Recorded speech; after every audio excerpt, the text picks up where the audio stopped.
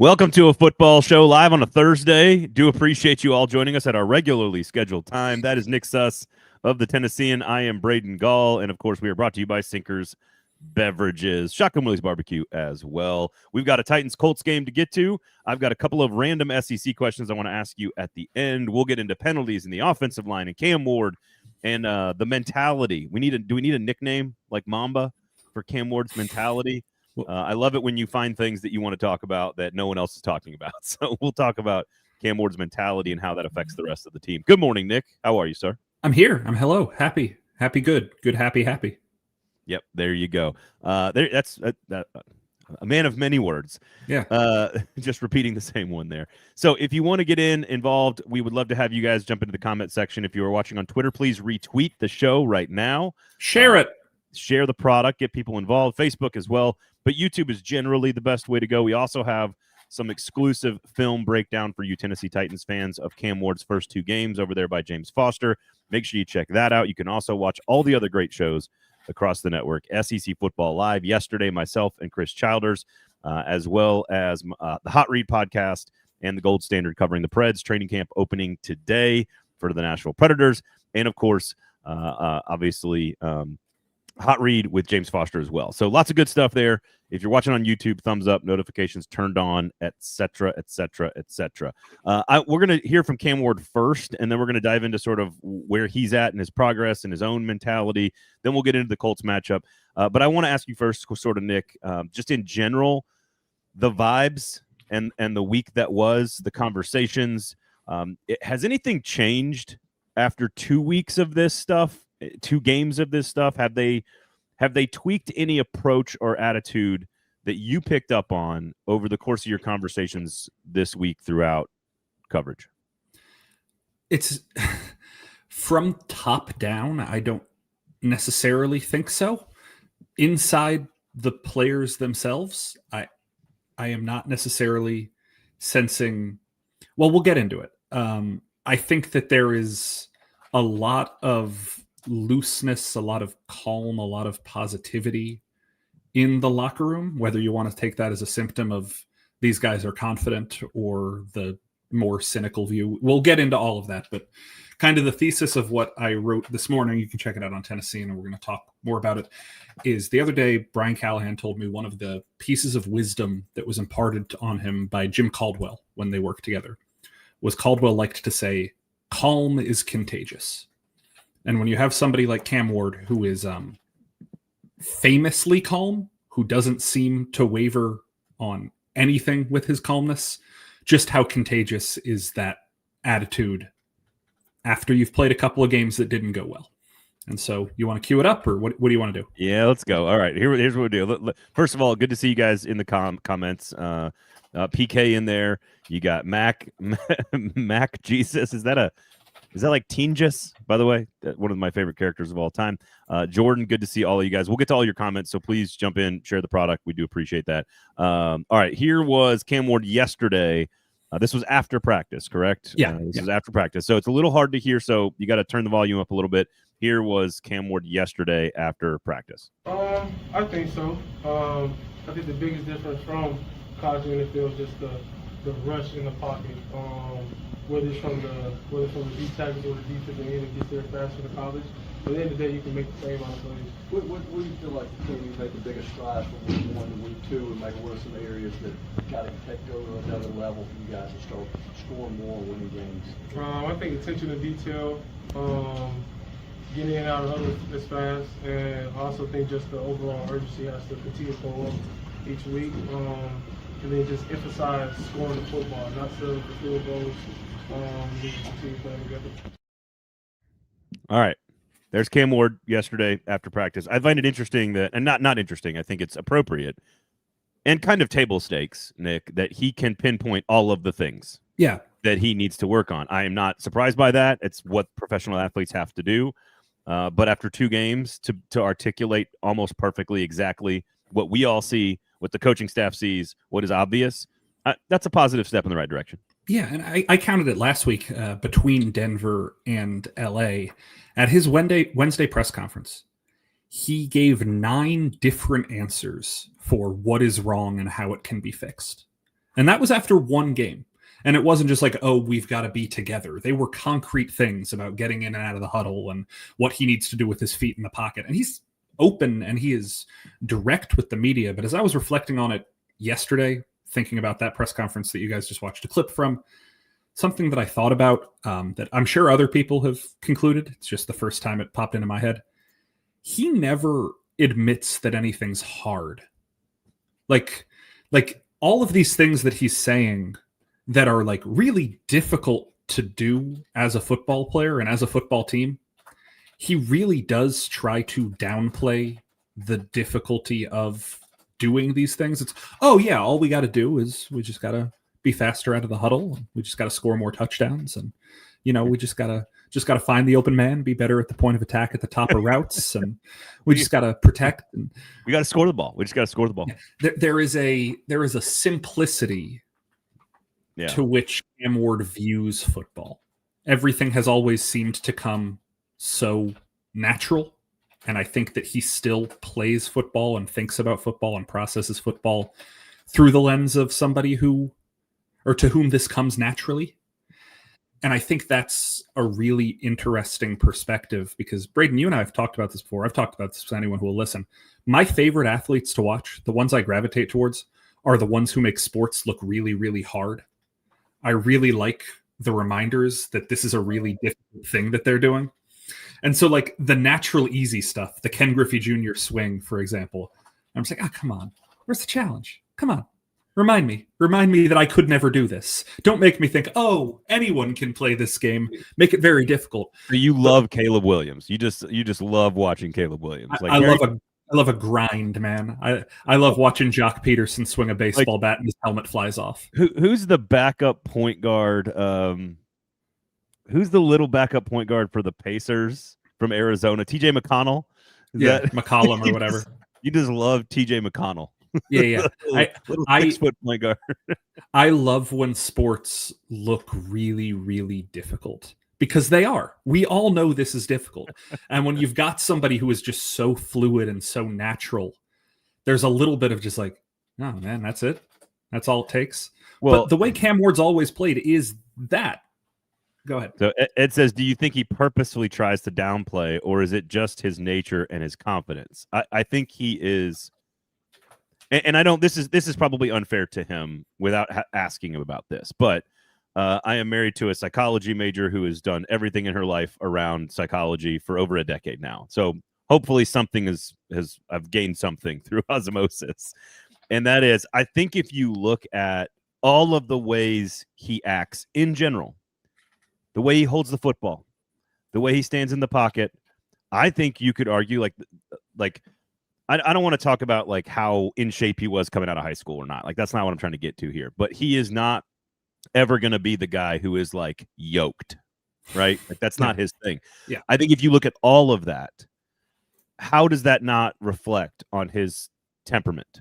How is that all not part of the same thing? Which is, this is a really hard thing. I'm going to approach it like I approach everything else, which is just taking it easy. It doesn't mean I don't work hard. That's not what I'm saying. It's not about not working hard. It's about not letting it get you out of your own place. Yeah. And he does that with everything. That's the way he's wired. And I think you can see that in every aspect of his life. Yeah. And I think that when we talk about Cam's frontward facing persona, there is a difference between speculating about, does this guy really not care about the spotlight? Does this guy really shy away from, all I care about is football type stuff? That tougher to say. It's tougher to say whether or not that is a playing up the personality thing. But when he's actually talking about his preparation for football, I thought it was really interesting. I asked Nick Holtz earlier in the week how Cam has handled the first two Monday film sessions after losses. And the answer was essentially, look, man, his heart rate doesn't raise during a game. Why would it raise in a Right. And Holtz talked about it, and Cam talked about it, and Brian talked about it. There is a confidence that Cam has with expressing what he likes, what he dislikes, what he's doing wrong, what he wants to do better. I think all of that has come through early on. And is that translating No. Like, I talked to Lloyd Cushenberry yesterday, and he 3 or 4 different times was like, I mean, we feel the difference. We feel what Cam's doing. We feel how that personality is affecting the locker room. And we know you don't see it on Sundays. Like, I know it's hard for you to believe because you don't get to see it. No, I don't think it's hard to believe. I mean, especially coming from what I assume, and I don't know if you asked this follow-up. It's not really it's hard to ask this question in like a locker room setting. I assume what he's referring to is Will Levis. And it's not a negative on Will Levis's temperament or personality. Everybody has to be themselves. Yeah. But Will Levis's temperament and personality is the polar opposite of Cam Ward. It is to be extra all the time. Right. So one of the things that I did ask, roundabout way, I asked Lloyd if it's natural for a locker room to mimic the quarterback's personality. Like, does that happen everywhere? Did it happen at LSU when he was with Joe Burrow? Did it happen in Denver when Russell Wilson gets there? When you have an established locker room, like he did in those cases, where a quarterback comes in, whether it was Burrow through the transfer portal, whether it was Russell Wilson through trade, does it just happen that you take on the personality of the guy at the top? And without skipping a beat, Lloyd was like, yeah, no, you're right. Like, that happens. That happens everywhere. You're the guy who's at the top, the guy who is the figurehead or whatever you want to call the quarterback. You're going to be what he is. And we didn't talk about Will. You're right. It's tough to talk about that, but Will's personality is very much everybody is going to press. He is somebody who, when he is at his best, he's pressing. When he's at his worst, he's pressing. He is an effort guy. I talk about liking athletes who are trying really hard. Will Levis tries really hard. Like, it does not look effortless. And there's an appeal to that to weirdos like me. But I think I agree. I think that there is a more relaxed, laid back, we've got this kind of thing. And like yesterday, the example, I don't need to get too much into it because we don't need to tell you all the behind closed doors locker room things. But there were 7 or 8 guys just screaming their lungs off about a game of Foursquare yesterday in the locker room. Foursquare is so underrated. It got intense, and Cam was one of them. Did they move the ping pong table to tape down some Foursquare? What happened now? Yeah. Did they really? Okay. Yeah. There was complaining about the ping pong table being shaped a certain direction into some lockers, where you had to play. Same problem. Okay, I was gonna say, because a great Foursquare game, you got to be back out of the square. Like you got to be prepared for slams and spikes. I assume no holds, right? No holds. No holds, no spikes. Okay, good. No holds, no spikes. Okay, but a slam. I mean, no slams. Okay, all right. God, I love Foursquare. Anyway, what I find interesting, I don't know why my brain goes here, but the first thing I think of is Jeffrey Simmons in the defense. Sure. Because if it is through some sort of natural osmosis and environmental kind of atmospheric effects of Cam Ward's vibes, then how is that not also the same on the defensive side of the ball? Now, is it because the locker room can only have one tone setter, for lack of a better term? Like, is Bobby Wagner, in Seattle all those years setting the tone for everybody? Or is Russell Wilson famously has a bizarre effect on people around him? And so I'm just curious, like, there has to be more than just one leader. And it's not about being a leader necessarily. I think on a team that is going through what this organization is going through, which is the 3-13 rebuilding, lots of young players, I think it probably has more effect on people. But I'm curious where the other pieces fill in the blanks of like the personality of the room, which I've talked to a lot of these guys about myself, and this is the tightest knit and most laid back and friendliest group that we've ever been a part of. And to Lloyd's point, it certainly isn't showing, but that doesn't mean it's not good. No, and like I will give 2 like further examples here. One from Cam himself. I asked Cam this question yesterday of, do you want people to reflect your attitude? And he shot that down real fast. He said, we're all adults in this room. Nobody needs to be told that they need to work hard. Everybody knows what they need to do.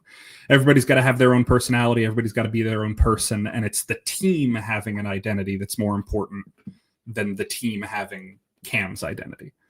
So Cam's perspective on this a little bit shoot down the, oh, they're copying or they're matching or whatever it is.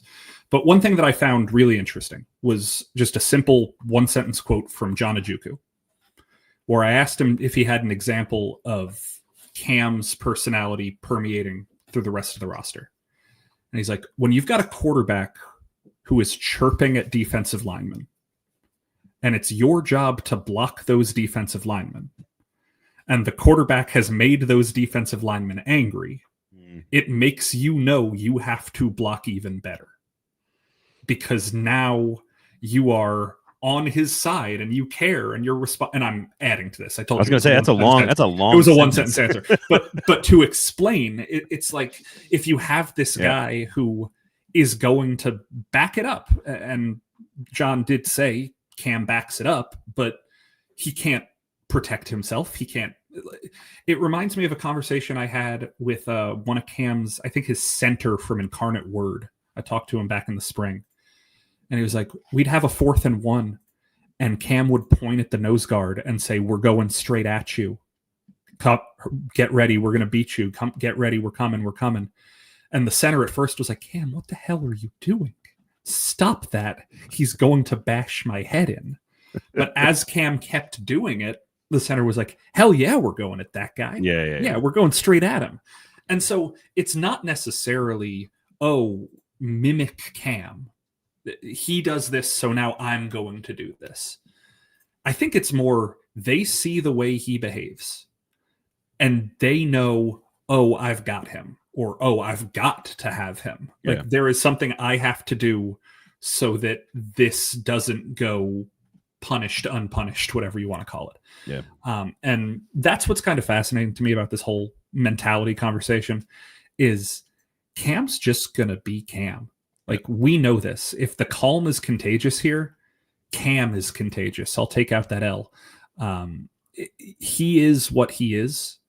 And I think that some of that permeating personality has to do with, oh, well, he's going to be himself. So we've got to be close to that to make sure he can be what he wants to be. Jordan, we're starting to describe a serial killer. Calm, competitive, overlooked as a youth, changes scene every other year. Here's the thing. I think he has a grace period here. Yeah. As he should have. He has a grace period because you can make all the mistakes and the fan base will blame everybody else.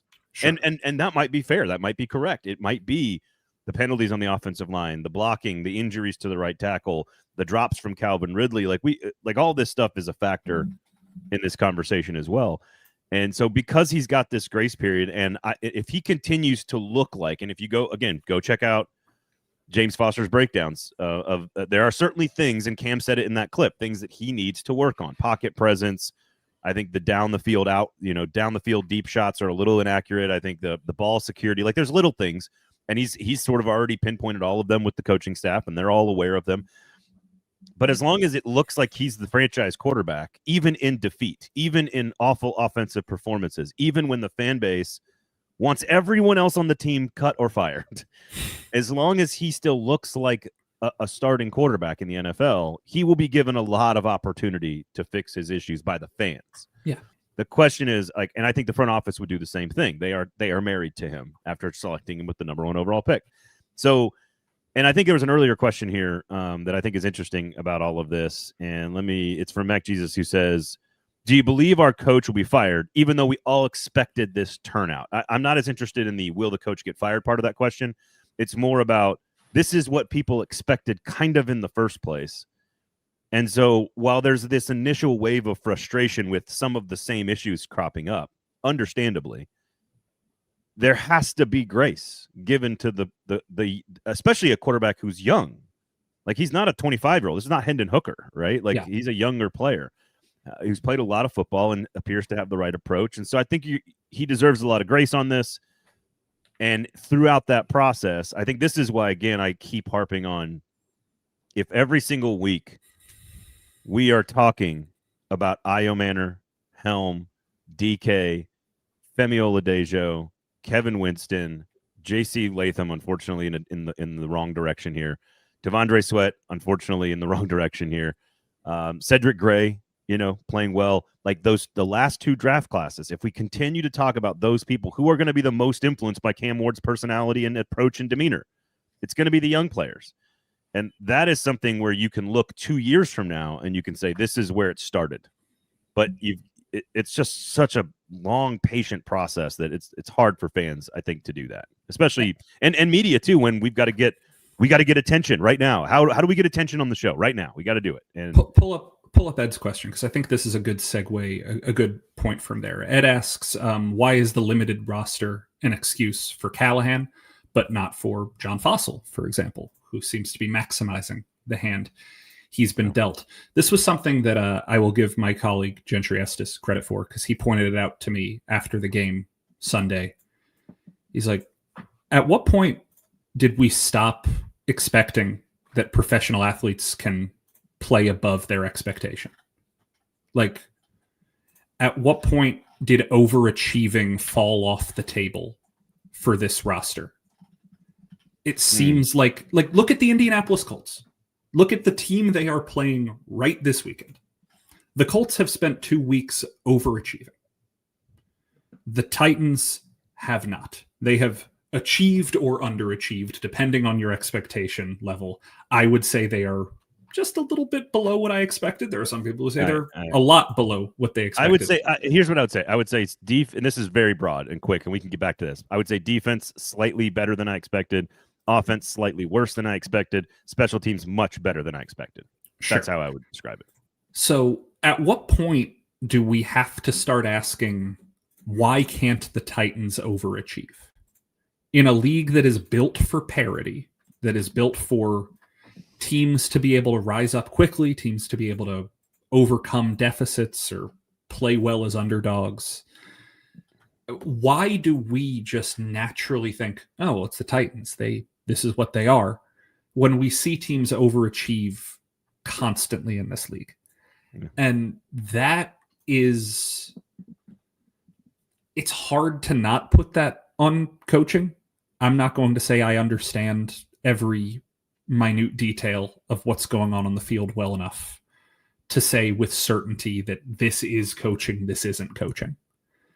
But when you look around the NFL and you look at the teams and the phases and the units that exceed expectation the most frequently and the most effectively, what is it about this Titans team that doesn't let that happen? Again, it's such a non-tangible question that, go ahead. I can see you want to click that button. No. We'll get there. Okay. Keep going. But yeah, it's so intangible that I don't know the answer. I hate presenting a question without being able to say, and the research tells me. Well, okay, so this is hopefully what makes our company different than all the other media out there. I am okay with us speculating through a conversation, trying to discover how we feel about things, and then, as adults tend to do, changing our opinions when new information comes to light. Sure. Because that's not allowed in media, but that's sort of the point of our show and this company, is that I'm okay with, I want to hear people work through things, because here I say all of that to set up what I'm about to say with you on this.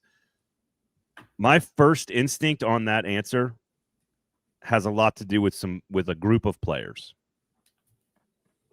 and I'm really hesitating to kind of go into that group of players, because I don't know, to your point, I don't know if it's the right answer. But I know what my instincts just told me listening to your question. And there is a $90 million receiver who's a little eccentric at times, who's a very talented player who has dropped too many passes and didn't deliver last year either. He had a decent season. He was a 1,000-yard receiver. He played well enough. There's a very talented defensive lineman who is an elite player and was, I don't know, a fraction, like he got blocked into the quarterback. But the press box around the "oh no, Jeffrey Simmons did it again" moment in the game, against the Rams. Like, there's a collection of those guys. And I'm not even saying that, like, there's nothing bad. I'm not saying anything bad.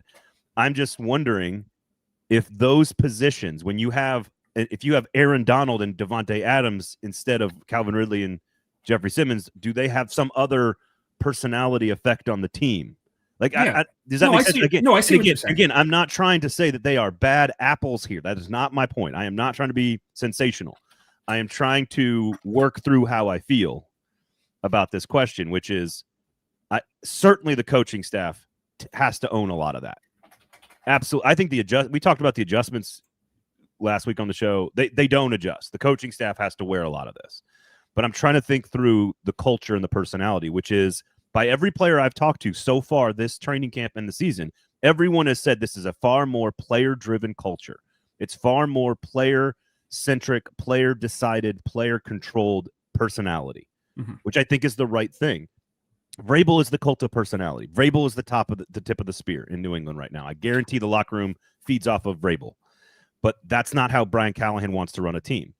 And so if that is true and that is the case, I'm trying to figure out the lack of overachievement. What is that? What could that possibly be tied to, other than basically the two highest paid? L'Jarius Sneed gets completely torched.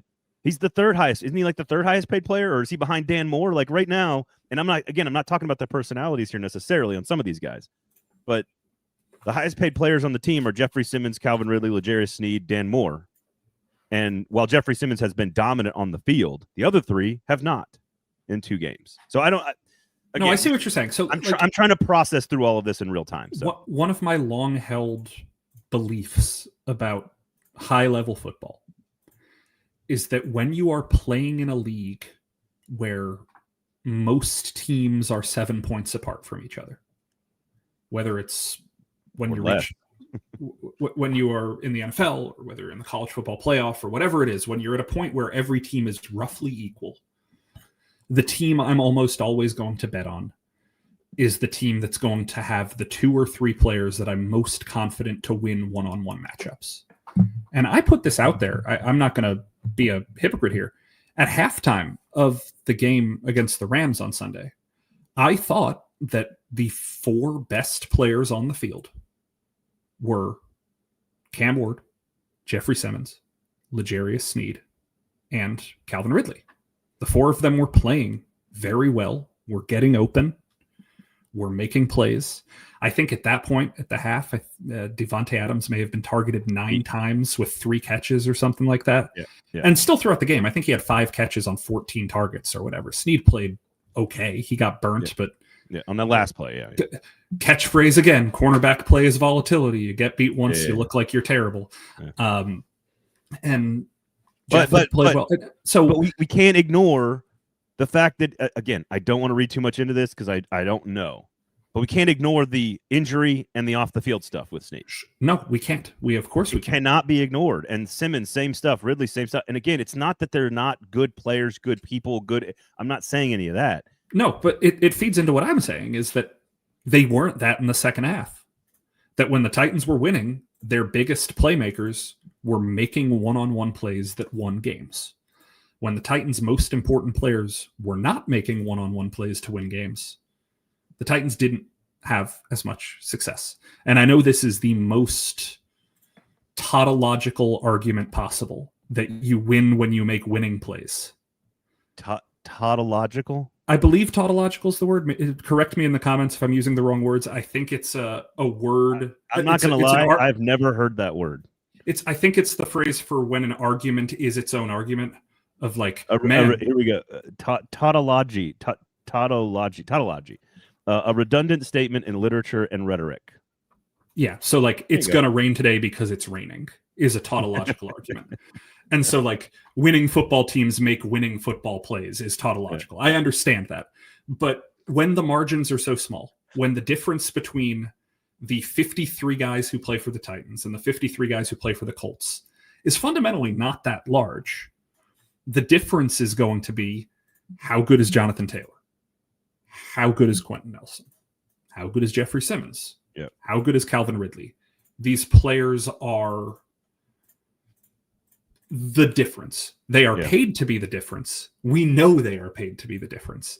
So please use that word in future football shows if you need good. to. The comments are excoriating me, to use another big word, for expecting people to know the word. Of course, it's like we know the word. You're like, tell me in the comments what tautological means, and they're all like, huh? Same, boys, same. But yeah, we are getting to a point where we're talking in circles about, well, the Titans just need to be better at football. And is that wrong? But I'm not. I know it comes back to making the plays, and eventually you don't. I think it sometimes, like, I am fascinated by the psychology of a group of humans in anything, whether it's sports or otherwise, because that psychology is such a key element to success or failure. So it can amplify a group, it can reduce a group's performance, and I find that to be utterly fascinating, because it is just about people, and it's about your brains, and it's about communication, and it's about interaction, and it's about belief and faith and trust and all these other things, and it's so interesting to me. But maybe at times I overvalue that inside of it. And to your point about everyone being within 7 points, that's why I find the psychology and the culture and the personality so important, because in a game where everything is on the margins, how does that not play a critical role in a team that believes in itself? To your point about the center at Incarnate Word, right? It's all about just belief in that moment, right? It's about Cam instilling belief, kind of forcefully, but like in a confident way for his teammate. So eventually, like, does that matter if Calvin Ridley catches every single pass? It may not. If Calvin Ridley catches every single pass in those tough spots between the safeties and the linebackers, are we even mentioning him as an eccentric personality who kind of was quirky at times? And, like, maybe not. And Simmons, same way. Like, so it might be unfair to put that much onto that element of the locker room, success or failure, onto the psychology of a group. But there's a reason I feel like when you asked that question and you said, I don't know the answer, there's a reason that my first instinct was, and again, I'm not saying this is how I will feel at the end of this conversation, but my first instinct was, I don't know if all of the most important pieces from a personality and performance standpoint are creating an environment that will allow all of that overachievement to take place. Sure. And that would be a concern for me. And that's just a player thing. It is not meant to take any blame off of the coaching staff. They have to carry all this too. It's on them. And to Ed's original question, to bring up John Fossil, I think it's a good point of why is the special teams overachieving? Why is a guy who was not known as a big play touchdown kind of return man in college able to break off big plays in his first 2 NFL games? Why are the blocking schemes working and the kicking schemes? I've got an answer. I have a feeling I've got an answer for that, which is that the margins grow on success or failure and talent differential as you move down the roster. That's exactly what I was going to say. That the gap between good and bad coaching is notable. And I also think that Titans observers, Titans fans, Titans prognosticators have been a little bit starved for competent special teams, to a point that maybe we are over-exaggerating, or not over-exaggerating, but overstating just how great the special teams are. They're good. Net positive. But the expectation should be that your special teams are a net positive. There are very few teams in the NFL for whom special teams are a net negative. Oh my God! As a Packers fan who watched his team not make the Super Bowl specifically because of bad special teams, I am with the Titans fans on that. So, yeah. And so again, I understand it in the same way that it's probably a lot more notable to pick on Ridley specifically, because it's been 20 some odd years of the Titans not having a dominant true number 1 receiver. That's true. True. Like you are starved for the thing you don't have. The thirsty man does not say, water would be. I mean, we understand the metaphor, but like, I don't know. It is better. It is better. And I'm not talking down the fact that it's better. I don't necessarily know if that is proof of anything beyond the fact that it was really bad in the past. If you need a beverage after this long conversation, Sinkers is the place to go. I do feel like we should be drinking like a red wine in this conversation, though. I don't even drink wine. I don't think you do either. But I feel like in this conversation, we need to be like maybe martinis. I feel like there needs to be some sort of highbrow, highfalutin drink if we're having this weird conversation about team psychology and achievement. But Sinkers Beverages is your place for all of those beverages. And again, if you name some wines, they've got them. Yeah, exactly. I don't even know how to name wine. I can name types of wine. Yeah. I can name Pinot Grigio, and I can name Cabernet Sauvignon. I can name that one. They got them from California. They got them from France. Other places, They got them from places that make wine. Oregon, I think, big on the wine these days. Italy, perhaps. Also great with beer. The hops in Oregon, that's where most hops in America are grown, is in Oregon. So if you like that award-winning beer fridge that they have at Sinkers Beverages, you should swing on by. They've got it. They've won a lot of awards. Okay, so Sinkers Beverages. By the way, search Uber Eats during the game. Don't drive if you need a beverage, which you might if the Colts are winning the game. Search Uber Eats, Sinkers Beverages, have them deliver the booze directly to your house. Sign up for the in-crowd. Please do that as well. Tell them we told you on 440 and, of course, the football show. Shotgun Willie's Barbecue, open today, folks, 11 a.m. to 3 p.m., Wednesday through Sunday, not Mondays and Tuesdays. Wednesday through Sunday, 11 a.m. to 3 p.m. So you can swing by, grab a rack of ribs or some brisket at about 11 a.m., take that free bus right into Nissan Stadium and go to the game on Sunday. So there you go. Free bus? All right. Speaking of the Colts, it looks like you said they overachieved. I'm going to start there. Yeah. And I don't know about the quality of the competition that they've faced so far. They've played the Denver Broncos. We can't talk out of both sides of our mouth. The Miami Dolphins are maybe the worst team in the NFL right now, possibly, until they fire a bunch of people. And yes, then they played the Broncos. So no, certainly, absolutely, one of the best defensive fronts, etc. But you said, I've heard some people say, like, I am not as worried about their pass rush. I'm curious if, like, how they looked against the Dolphins, especially in the pass rush, they looked like a significantly improved team. I think a lot of that's about Miami. The problem is Tennessee's not much better than Miami. And so the question is will the Titans make a bunch of really solid but kind of average players look great? Or are the Colts actually good players? Does that make sense? I see what you're saying. Let me start here with a fun fact corner, geek corner, whatever you want to call it. Let's look at this. I don't have my board. Let's just look at one stat that the Titans will never stop talking about, which is first down offensive efficiency. You've heard us talk about it, folks. We're bringing it up again. It felt like a lot of Pollard against the Rams on first down, but maybe that's just my brain. The Colts defense through 2 games this season against a Denver offense that has not been particularly successful and against a Miami Dolphins offense that has not been particularly successful. The Colts defense is still allowing more than 5 yards per carry on first down and allowing an 81% completion percentage on first down. Okay. If the Titans' entire offense is predicated around staying ahead of the sticks, turning 1st and 10 into 2nd and manageable, and then having 3rd and short and resetting the clock. Again, we're talking 81% completion when teams drop back to pass on first down against the Colts. And we're talking more than 5 yards per carry when teams run the ball on first down. The Dolphins are not an offensive powerhouse right now. The Broncos are not an offensive powerhouse right now. The Colts won both of these games. But the Titans' entire strategy has always been predicated on 2nd and manageable. If they can't get into 2nd and manageable against a team that has consistently allowed 2nd and manageable to 2 offenses that aren't burning the NFL down, that's when you start to point at stuff. So that's where my eyes are going to be. That's where I'm going to start. When you talk about overachieving, the Colts shouldn't be that. Again, if you are playing that badly on defense on first downs, you theoretically shouldn't be kicking teams' butts.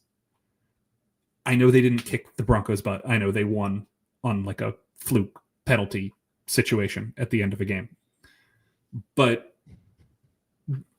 I'll stop talking and pass the baton to you. That's where I'm going to start. If the Titans can't do the one thing they always talk about needing to do against a defense that feels tailor-made to let you do that, something's going to be an issue. Well, my first response is, what would the issue be? Is it Is it still just penalties and offensive line? Because that is still a major concern for this team. I have to go back and actually check what the numbers were, but and again, maybe it's because I've lived through and covered the Vrabel years where everyone complained about, first down handoffs to Derrick Henry, for years with Todd Downing and whoever else was calling plays. And I'm just curious. It felt like I was looking up a lot during that game against the Rams and seeing a lot of Pollard in between the tackles. But that might actually be the right play here, right? So I'd love to know what's the breakdown on their first down defense from a play design standpoint. I don't know if you have that in front of you, but that's something I'd be very interested in. Was it their ability to run the football, or was it Bo Nix hitting, Tony Franklin or whatever? I can tell you the extent of what I have if you give me 4 seconds to pull it up. 1, 2. Sinkers Beverages and Shotgun Willie's Barbecue are our 2 proud, amazing local sponsors here in Nashville, owned by people who live and function in the community for all of you, and they both won awards, Nick. Sus of the Tennessean. Don't put me in the awards camp yet. I'm less award winning than Shotgun Willie's Barbecue. I didn't. I just said I was just tossing it back to you. I know. I've got it here. Okay, so if you look at the splits by down for this Colts defense so far. Okay.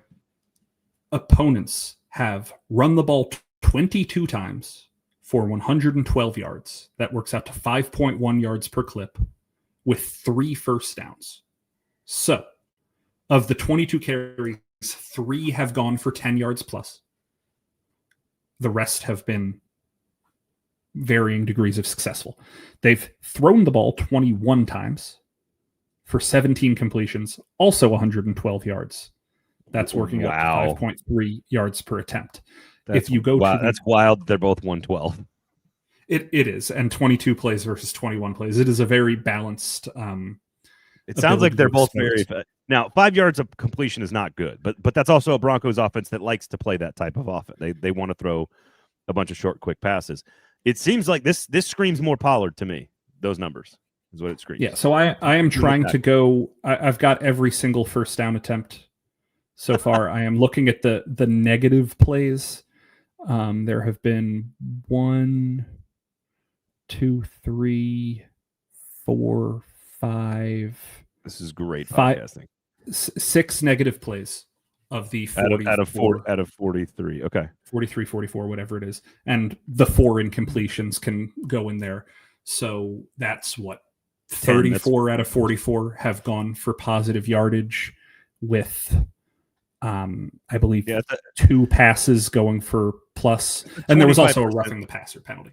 But so 25% success rate for the defense, basically. Yeah. And again, if that's what the entire Titans philosophy is based on, it's got to start there. It really, I like that. We've been saying it for a long time that it's got to start there, but it really, really has to start there. No, I like that. And it's part of the frustration I think the fans have with the team is all the stuff we've talked about throughout the course of the summer being the problems, right? Like the things that they were addressing or we thought they were addressing were the problems. And so now if you've got an element of your game that you think is the most important part and their team sucks at that and you still can't go do it, to your point, you're saying that's no longer on the players, is what you're saying. I don't even know. I don't know what, really don't know what it's on. If it's penalties, it's on the players. If it's a false start penalty, it's on the players. If it's run into a cloud of dust for 2 yards every play, maybe that's on the lack of adjustment. And we can still have nuance to this, but fundamentally, your strategy has to work. Well, let me ask you this. Knowing that they're bad on first, this is what I want to solve for here. I want to solve for the obvious moment that Brian Callahan and the offensive staff makes an adjustment and we all go, aha. That's what I want to solve for. And what I wonder is if they obviously know how atrocious they are on first down. Both sides. Nothing is hidden with any of these teams. Like unless you've held back a player or a bunch of plays, like everybody kind of knows where you're strong and where you're weak. And so the Colts know that they're bad. The Titans know that they're bad. And the Colts know that the Titans know that they're bad on first down. And so what's their adjustment to that? And then what's Brian Callahan's adjustment off of that? And so we had that conversation last week, you and I, about the Rams and about going down the field. And sure enough, they hit Iomanner down the field a few times on those out routes, on those fade routes. So how about this? What is the adjust? What we know that the Colts are going to focus on first down and they're going to try to fix their problems. What's Callahan's chess move here? And I think that's what's going to be interesting. I want to see a moment where we just all go, that's what he's bringing to the table. Yeah, because I'm not out on him yet. I think it's too early to do that, but I do think he needs to start putting some wins on the board. And I don't mean wins like games. I mean like moments where we all go, okay, that's what he does here. Yeah, that's what he does. It's not to be overly literal, but play calling is maybe the most obvious example of game theory that exists, because you are playing a game against each other.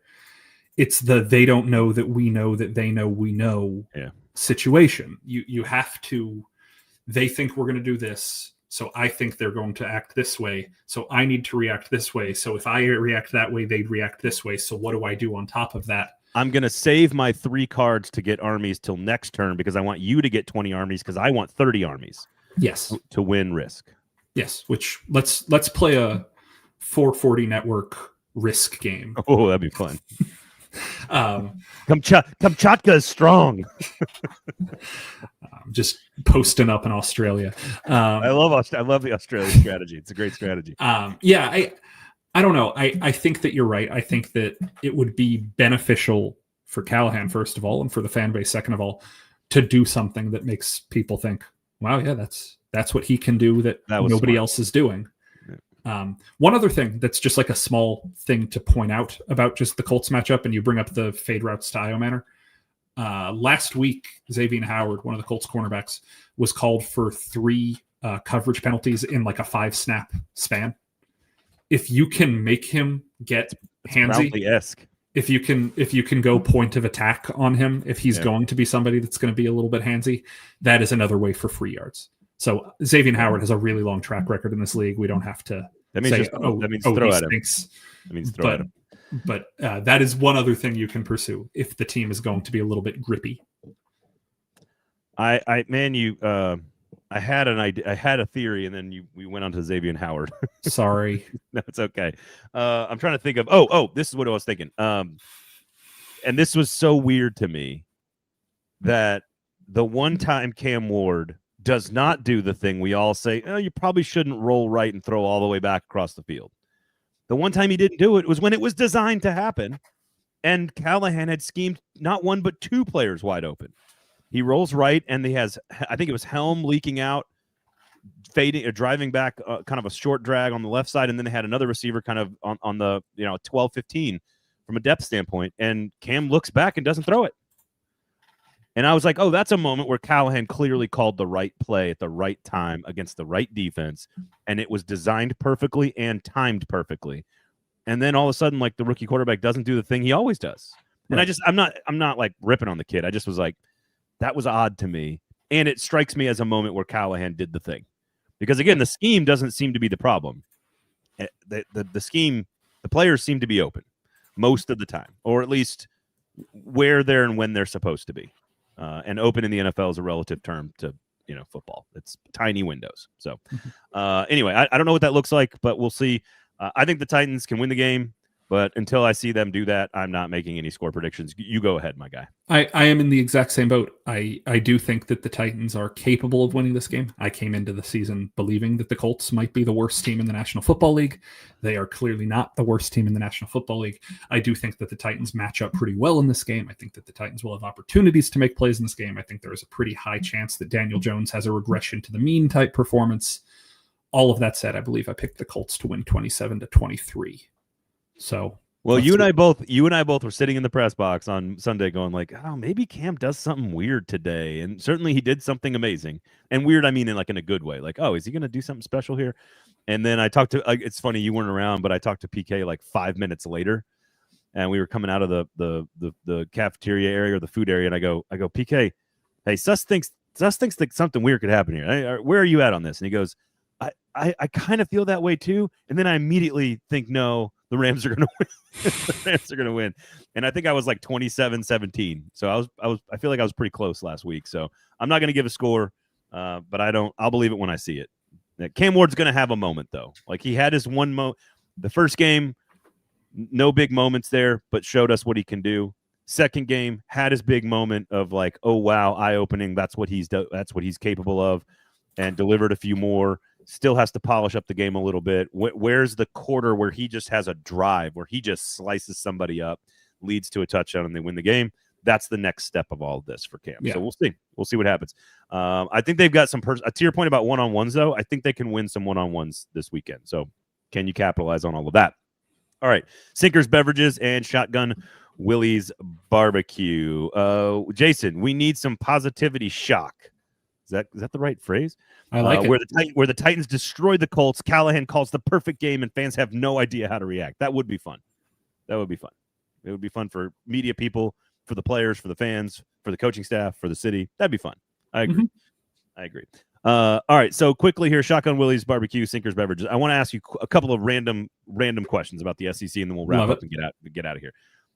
Who's the best team in this conference right now, in your opinion? Alabama. In a world where I don't know the answer, I will default to Alabama. It is instinct. It is habit. It is my answer that I don't know. I think that the team that has played the best week in, week out, Oklahoma, playing pretty well. Yeah, probably. I don't know how good Michigan is, and we'll find out this weekend against Auburn. Great game. Best individual unit in the SEC probably belongs to LSU's defense. Yep. LSU's defense is very, very good. A team that because of the way my seesaw works, Missouri, nobody's talking about them anymore, and I think they're much better than they were last year when everybody thought they were great. That's going to be a fun team. They've got a pretty good game this week. They play South Carolina at home. Lenore Sellers is supposed to play. Yeah. That point spread went from 14 to 10 yesterday, which tells you that Vegas thinks he's going to play. But still a 10-point underdog, South Carolina playoff team. Vanderbilt might actually have played the best football of anybody now that I'm thinking about it. Like two dominating road wins over power conference teams. And Virginia Tech is pretty good. It's a power conference team, and South Carolina was ranked. So I agree. Vanderbilt's been very good. Context be damned. That is a great start to the season for Vanderbilt. I agree. Here's the problem: like Texas still's in that mix. I think LSU's in that mix. The beauty of this question is that I think there are 8 or 9 answers right now. Yeah, and we'll get it down to 3 or 4. Again, I've got my answer here. I'm building to my answer, but like Auburn and Oklahoma will collect some data. I think Tennessee's much better than I thought. I don't know how good Ole Miss is. They play Tulane this weekend. That's a really interesting challenge. Very good game. Clearly, Florida and South Carolina are not the playoff contenders that we expected at the beginning of the season. To your point, Missouri and Vanderbilt, much better than we expected. Oklahoma, I think we don't know how great Michigan is, but Oklahoma has been good, and they'll get a great test. And I think if you're a Titans fan, that Auburn-Oklahoma game is a must-watch. You got 4 NFL receivers to scout, 2 on Oklahoma side. I think it's Lewis and Jones, and then you've got Campbell and Singleton, or Coleman and Singleton for Auburn. Auburn has 2 offensive linemen that could get drafted. You've got Keldrick Falk could be a top 10 edge rusher that the Titans are targeting for Auburn, so keep an eye on 15 for Auburn. So there's just a lot of NFL talent on both those 2 teams that I think that the Titans fans should be interested in, and we'll learn a lot about the hierarchy. But at the end of the day, Nick, if you told me right now I have to pick a team in the SEC to play anybody in America for a championship, the team I trust the most is in Athens. Yeah, that's fair. it. That's it. I trust Georgia the most. And the fact that Gunnar Stockton, who I said all summer was a little underrated, the reason they won that game was because Gunnar Stockton threw the ball outside the numbers down the field, which is something that no Georgia receiver could deliver last year. And so I think that they're not as good on defense, and they're not as good at running the football as they've been in the past. But if they are more balanced, and as Kirby has been very clear about messaging-wise, this is the tightest knit group he's ever had. This is the tightest knit group he's ever had. If it's the best locker room he's ever had, they're good enough to win most games they play. Sure. Let's see him beat Alabama in 2 weeks. I hear you. Let's see it happen. Because again, Alabama got its ass kicked by Florida State. I'm not joking when I say there is a part of me that thinks Alabama's on like a 2014 Ohio State trajectory where we rule them out after week 1 or 2. I hear you. I will say the best thing for them is to not be talked about. I agree with you on that. Ty Simpson, by the way, 9 touchdowns. How about these numbers? Ty Simpson's 9 touchdowns, no interceptions for the season. 73% completion percentage, almost 10 yards per attempt. Yeah. It sounds like a Kalen DeBoer quarterback to me. Yeah. Part of it's a bit, part of it's very much not a bit. I would not sleep on Alabama right now. I agree with you. I would go Georgia, LSU, Texas, Alabama, probably my top 4. And then I like Auburn a lot. I like A&M. The other one we haven't mentioned, quarterback by Nashville native Marcel Reed. A&M's really sneaky. Tennessee's better. Missouri, Vanderbilt. It's just a very, very deep year from top to bottom. And yes, Texas's defense will keep them relevant. That's absolutely correct. But oh boy, Arch has been a disappointment. No question there. What else you got? I think that's about it. I wanted to talk through the top of the conference because I've never seen so much shuffling and depth at the same time this early in the season at the top of the SEC. I agree. And the funniest part to me was I was reflecting on this on Saturday after all the games ended. The 3 founding members of the SEC that had the best vibes last weekend were Vanderbilt, Georgia Tech, and Tulane. Where's Sewanee? Where's Sewanee when you need him? I have not checked on Sewanee's season. Hope they're doing fine. You'd appreciate this because it's a kind of a nerdy thing that happened to me. My parents were driving back from they went to the first 2. My dad went to the 2, and my mom went to the first 2 Packers games. They were up there like in Green Bay in the cabin in the woods. They went to the Lions game. They went to the Lions game on Sunday, and then they went to the Commanders game on Thursday. They also went to a Badgers win over Middle Tennessee State, I think, on Saturday. So they did the whole thing. Like that's what they do every year. And they were driving back, stopping in Indianapolis with my cousins to watch on a Friday night to see them, see their family, see my dad was seeing his sister, etc. They're watching the Indiana State game.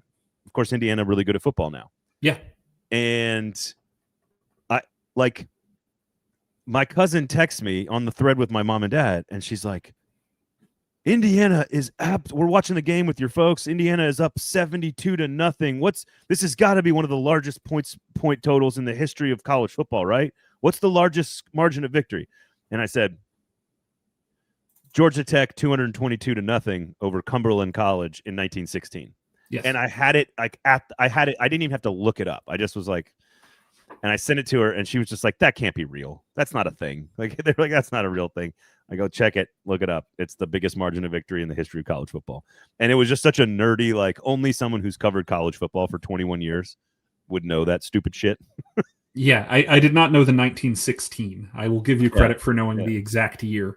But yeah, great. It's a bar trivia question, right? Like you have a ton of that stuff. So, all right, I like it. Thank you guys for listening and hanging out. We'll have Hot Read. We've got the film breakdown from James Foster. We've got Hot Read coming up. PK podcast as well. Tennessean.com for good journalism. You can follow Nick there and read all of his good stuff there. Good stuff on the confidence from Cam up on the website there. Kind of a little bit more into our conversation today. Enjoy the game on Sunday. If you need some beverages on Friday or Saturday or Sunday, Sinkers is the place to go. Award-winning and just a great selection, knowledgeable staff, great store. And reminder, they have tastings from Thursday through the weekend. So they got free stuff in there. You can go try stuff and see what you like, whether it's the THC corner or the alcohol stuff. So make sure you check all of that out. Shotgun Willie's Barbecue, award-winning brisket, Tony's Magic Green Beans, and the banana pudding. That's what I recommend. Brisket, green beans, banana pudding, cornbread. Go for it. It's fantastic. Otherwise, have a good one, everybody. Enjoy the weekend, and we'll talk to you next time. For Nick, I'm Braden. Have a good weekend.